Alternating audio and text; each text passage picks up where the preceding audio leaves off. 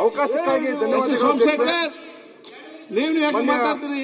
ಮುಖ್ಯಮಂತ್ರಿ ರಂಗನಾಥ್ ರಾಜಕೀಯ ಇತಿಹಾಸದಲ್ಲಿ 17ನೇ ಆಹ್ವಾನವನ್ನು ಮಂಡಿಸಿದ್ದಾರೆ ಅಧ್ಯಕ್ಷ.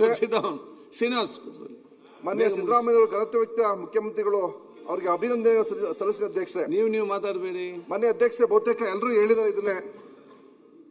ಈ ಬಜೆಟ್ನಲ್ಲಿ 4,48,000 ಕೋಟಿಯಷ್ಟು ಗಾತ್ರದ ಬಜೆಟ್ ಅನ್ನು ಮಂಡಿಸಿದ್ದಾರೆ. ಈ ವರ್ಷ 1,32,000 ಕೋಟಿ ಸಾಲವನ್ನು ಮಾಡಿದ್ದಾರೆ. ರಾಜ್ಯದ ಒಟ್ಟು ಸಾಲ 8,24,380 ಕೋಟಿ ಅಧ್ಯಕ್ಷ. ಈ ವರ್ಷದ ಬಡ್ಡಿಗೋಗಿ ಮಾಡಿರುವಂತಹ ಸಾಲದಲ್ಲಿ ಬಡ್ಡಿಗೆ ಹೋಗಿರೋದು 53,332 ಕೋಟಿ. ಸಾಲದ ಮರುಪಾವತಿ 35,316 ಕೋಟಿ.